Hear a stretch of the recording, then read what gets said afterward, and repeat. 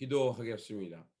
좋으신 아버지 하나님, 우리에게 삶의 자리 주시고 또 이 삶의 자리 속에서 주님께서 말씀하신 그 명령 따라 하나하나 신실하게 살아갈 수 있도록 기회 주시니 감사를 드립니다. 하나님, 우리가 하나님의 거룩한 백성이요 또 왕과 같은 제사장으로 부름 받았사오니 우리 삶 속에서 맡은 바 사명을 잘 충실하게 감당함으로 하나님의 백성으로 또 하나님의 영광을 드러내는 그런 삶의 모습이 되게 하여 주시옵소서. 주님, 주님께서는 여러 가지를 통해서 여러 가지 제사를 통해서 우리의 삶이 하나님 앞에서 항상 거룩한 삶이 되기를 원하셨습니다. 주님, 우리의 삶 속에서 이렇게 하나님께 거룩한 예배자로 살아가는 우리의 일상의 모습이 되도록 오늘도 주님께서 성령을 통하여 지켜 주시옵소서. 우리 구주 예수 그리스도 이름으로 기도드립니다. 아멘. 오늘 우리에게 주신 말씀은 레위기 7장 28절에서 36절입니다. 여호와께서 모세에게 말씀하여 이르시되 이스라엘 자손에게 말하여 이르라. 화목 제물을 여호와께 드리려는 자는 그 화목 제물 중에서 그의 예물을 여호와께 가져오되 여호와의 화제물은 그 사람이 자기 손으로 가져올지니 곧 그 제물의 기름과 가슴을 가져올 것이요 제사장은 그 가슴을 여호와 앞에 흔들어 요제를 삼고 그 기름은 제단 위에서 불사를 것이며 가슴은 아론과 그의 자손에게 돌릴 것이며 또 너희는 그 화목 제물의 오른쪽 뒷다리를 제사장에게 주어 거제를 삼을지니 아론의 자손 중에서 화목 제물의 피와 기름을 드리는 자는 그 오른쪽 뒷다리를 자기의 소득으로 삼을 것이니라. 내가 이스라엘 자손의 화목 제물 중에서 그 흔든 가슴과 든 뒷다리를 가져다가 제사장 아론과 그의 자손에게 주었나니 이는 이스라엘 자손에게서 받은 영원한 소득이니라. 이는 여호와의 화제물 중에서 아론에게 돌릴 것과 그의 아들들에게 돌릴 것이니 그들을 세워 여호와의 제사장 직분을 행하는 한날 곧 그들에게 기름 부은 날에 여호와께서 명령하사 이스라엘 자손 중에서 그들에게 돌리게 하신 것이라. 대대로 영원히 받을 소득이니라. 아멘. 오늘 본문 말씀은 속건제와 화목제에 관한 규례의 말씀입니다. 레위기 1장에서 6장에서는 5가지 제사들을 다 나열했습니다. 그건 뭐냐면 번제, 또 곡식으로 드리는 소제, 그리고 화목제, 그리고 4번째가 속죄제, 그리고 5번째가 속건제였습니다. 자, 이런 제사의 규례들은 결국 하나님 앞에서 거룩하게 살고 그리고 이웃과 화평하게 그 하나님의 의를 구하며 평화롭게 살라는 하나님의 큰 뜻이었습니다. 그래서 5장 14절에서 6장 7절까지는 이제 속건제를 언제 드려야 되느냐, 저 어떤 일이 있을 때 하나님 앞에서 속건제를 드려야 되냐라는 내용이 5장 14절에서 6장 7절까지 나왔고, 그리고 오늘 본문 말씀 속에서의 속건제는 이제 속건제를 어떻게 하나님 앞에서 드려야 되는가를 우리에게 설명해 주고 있습니다. 먼저 앞에 부분에는 속건제를 드릴 때 그 번제물을 이제 그 번제물에 그 피를 제단에 뿌리고 기름기는 모두 불태워 버리라고 했습니다. 그리고 나머지 나머져 있는 그 고기들과 다른 것들은 이제 거룩한 곳에서 제사장이 다 먹도록 했습니다. 하나님께서 이렇게 그 조목조목 어느 부분은 태워서 버리고 어느 부분은 거룩한 곳에 버리고 또 나머지 있는 부분은 그 거룩한 제사장들이 먹도록 해라라고 이렇게 자세하게 기록하고 또 이렇게 구석구석 세분화해서 그것들을 태울 것과 버릴 것들을 하나님께서 구별해 놓으셨습니다. 그렇다면 왜 이렇게 세분화하고 또 이렇게 자세하게 기록하면서 그 일을 행하게 하셨을까? 그거는 바로 우리의 그 몸 구석구석, 그 생명을 일으키는 모든 영역에서 그 죄가 사라지기를 원하셨던 것입니다. 우리가 이런 제사장의 행위를 보면서 내 몸에 각양각색의 그 기관과 또 장기들을 통해서 하나님은 그런 작은 부분에서조차도 죄가 더 이상 머무르지 않도록 이렇게 하는 하나님의 행위였다, 저는 생각합니다.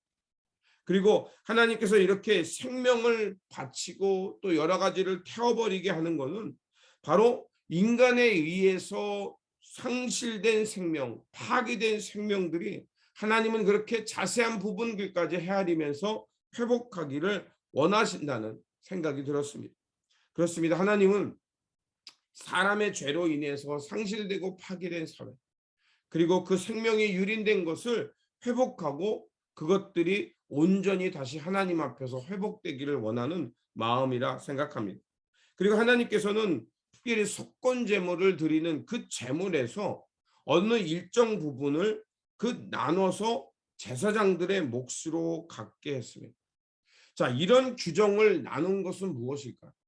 아마 그것은 그 제물 때 제사장에 바친 제물 때문에 누구는 더 좋은 부분을 가지고 가고 싶고 또 어떤 사람들은 더 맛있는 부분을 먼저 취하고 싶은 마음이 있었을 겁니다. 자, 그런 것들을 다 방지하기 위해서 미리 아예 그런 것들을 제사장 몫으로 돌림을 통해서 이것은 제사장 몫이다. 그래서 이들이 이 일을 지금 하나님께 속건제를 드리고 번제를 드리고 여러 가지 제사를 드리는 이 행위가 지속적으로 가능해 갈 수 있도록 일부분의 몫을 띄어서 욕심을 내지 않고 그 일을 충실히 감당해 갈 수 있도록 이런 몫을 나누도록 규정한 것이었습니다. 그리고 하나님께서는 두 번째로 화목 제물에 대한 규례를 말씀하십니다. 그 화목제는 크게 세 가지로 나눠져 있습니다. 감사제, 서원제, 자원제. 당연히 이 제사의 제목대로 감사되는 것은 내가 하나님 앞에서 하나님의 큰 은혜를 받은 거에 대한 감사겠고, 서원제는 말 그대로 하나님 앞에서 내가 서원한 것을 이루었을 때 드리는 제사고, 자원제는 바로 하나님 앞에서 내가 무엇을 자원하며 스스로 자원하며 드린 제사의 것입니다. 그런데 이때 중요한 것은 큰 고기, 그러니까 그 제사를 드리고 남은 고기들을 먹는 것이었는데 다음 날까지 그 드린 제사의 고기를 다음 날까지는 먹을 수 있었지만 3일째 되는 날에는 먹지 말라고 다 불사르라고 했습니다. 이런 규례를 만든 것은 분명히 하나님 앞에서 건강하게 그 식생활 그리고 그것을 먹는 행위조차도 하나님 앞에서 건강하게 살아가라는 방법이었습니다. 그리고 남은 고기를 그 이튿날까지 먹기 위해서는 어떻게 될까요? 혼자서 다 먹을 수 없습니다. 이웃들과 나눠서 먹어야 했습니다. 그러니까 3일째까지 남기지 말라는 것은 그 내가 하나님 앞에 드린 제물 가운데서 그것이 양이 많으면 그것을 이웃들과 나눠 먹으면서 결국 식탁 공동체, 함께 음식을 먹고 나눈 것은 나와 함께 음식을 먹는 사람은 나의 가족이고 식구라는 그 개념을 갖게 한 것입니다.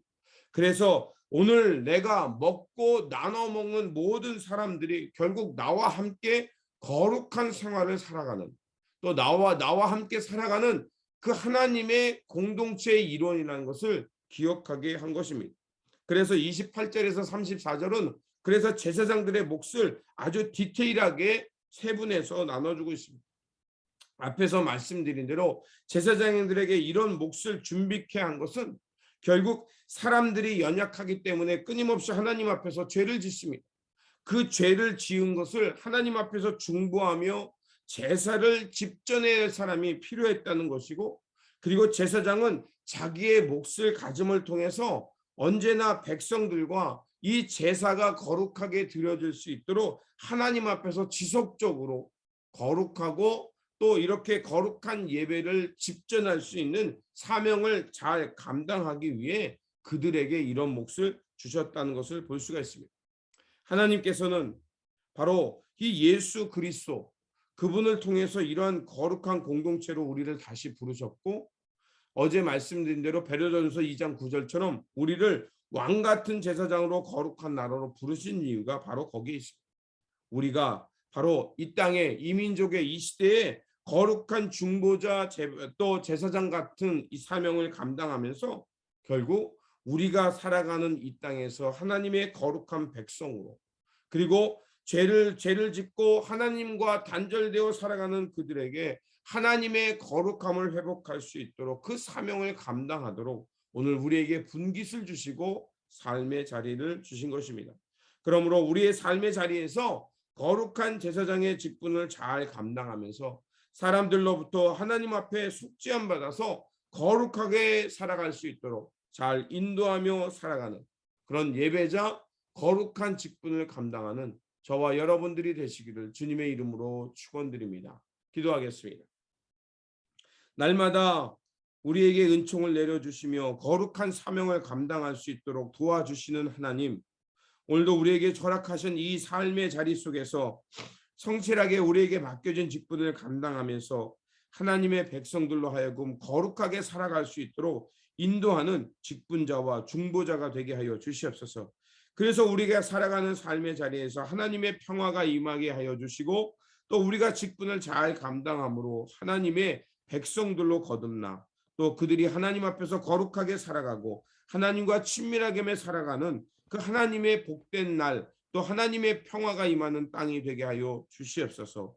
우리 구주 예수 그리스도의 이름으로 기도드립니다. 아멘.